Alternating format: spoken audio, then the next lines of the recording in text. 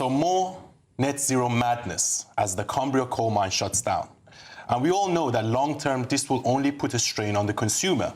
Because what we are doing is we are exporting our energy sources to countries like China, India, and Saudi Arabia. So they stand to make all the money. And it's ironic for me that because we all live on the same planet, so exporting CO2 emissions doesn't actually help the environment. I'll give you another example. We ban plastic straws and we move to paper straws. But paper straws are made out of trees and they don't really work. So I don't really understand this net zero policy because it's not doing us any favors. We are losing money and we're at the same time putting more strain on the consumer. So Darren. Yeah, I mean, what I would say to anyone who is on the green side of the argument, right, and saying, oh my goodness, we can't possibly build a new coal mine, the first in, 30 years? But the fact of the matter is, you need coal to build steel, for cement, for Heritage Railway. There are so many ways in which we still need coal, not for the whole energy supply as it used to be, of course, but we still need it in limited scenarios. Well, limited cement's not all that limited, well, right? steel's fairly important as well. Yeah, and the fact of the matter is that if you want to build those great big whopping wind farms, well, guess what? You need steel, you need cement.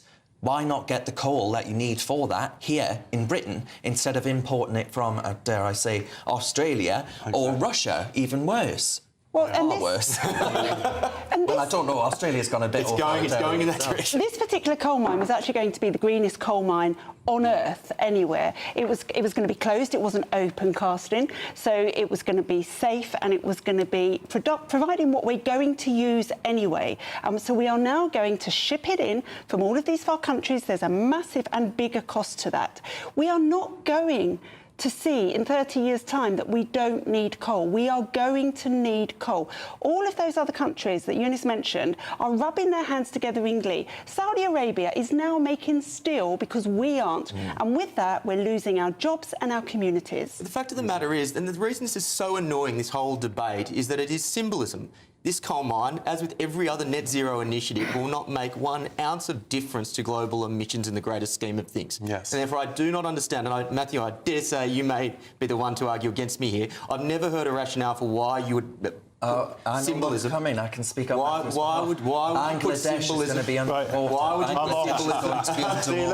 Why would you put symbolism ahead of everyday British people? I do not understand. Well, just one or two quick thoughts on this. It is obviously true that to the extent that we might be, as it were, exporting or importing our net zero, so if we are importing goods here because we no longer make them here because we want to get to net zero by 2050, then that's not great. And there should be no deception in any of this. It all needs to be transparent, and I'm sure it is. I was trying to look up some of the stats before we came on air.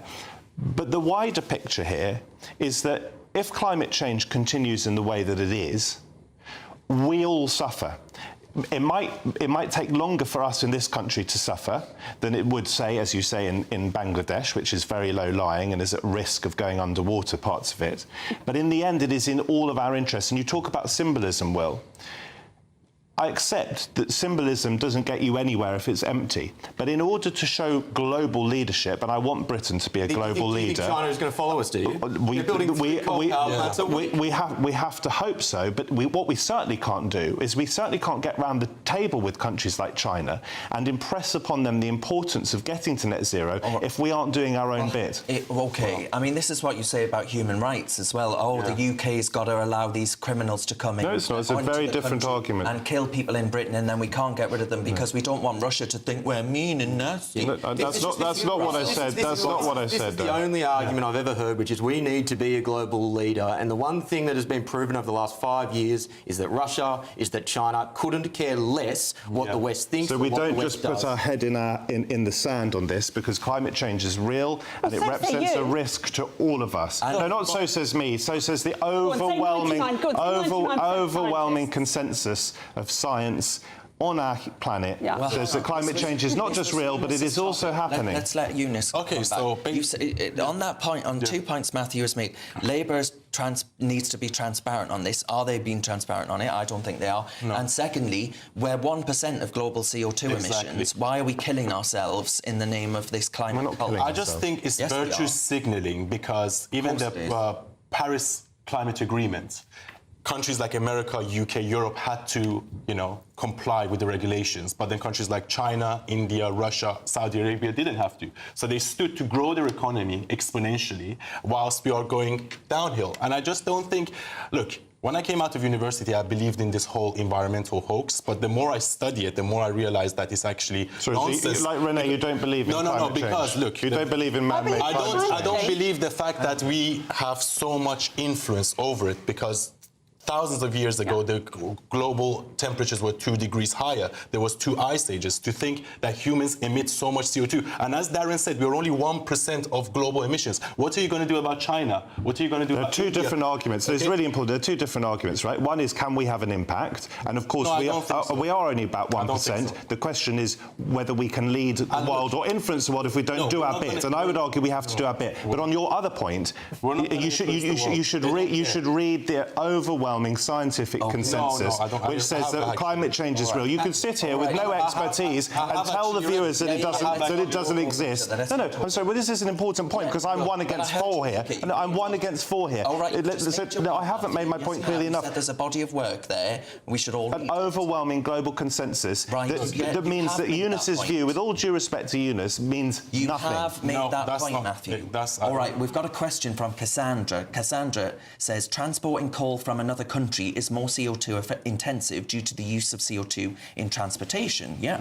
The same amount of coal would be used whether it mined locally or transported. So how does the refusal to open a new coal mine in Britain reduce CO2? Exactly. Matthew.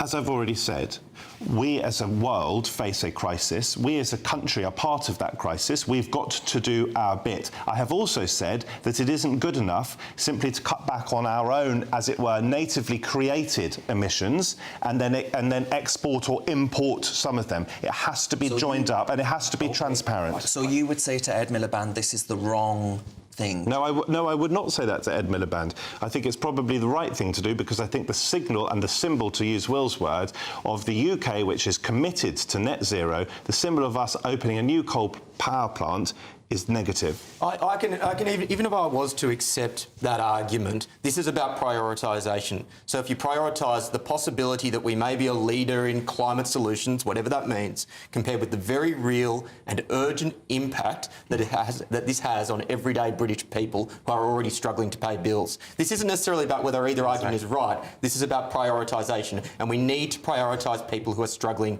today. What is that impact? Just spell out that Higher energy impact. bills. Three Sorry? words. Higher energy bills. 3 words. So look, Al I'm Gore. not convinced by that. Al Gore tweeted many years ago, said in a documentary he made that by 2013 all the ice caps will be melted. Greta Thunberg said 5 years ago, in 2018, that in 5 years' time the world will end if we don't do anything about the climate. So we had prediction of the prediction of the prediction that says, the world is collapsing and none Greta of them. Thunberg said that the world would end in 5 back in years' 2018, time. and she actually did it. Yeah, exactly. I'm not here to defend Greta Thunberg, but she's certainly not a scientist. No, but his point is, though, No, that this you, alarmism... Matthew. No, this but I follow alarmism- the It is an science. alarmism, and look, what you are doing, COVID.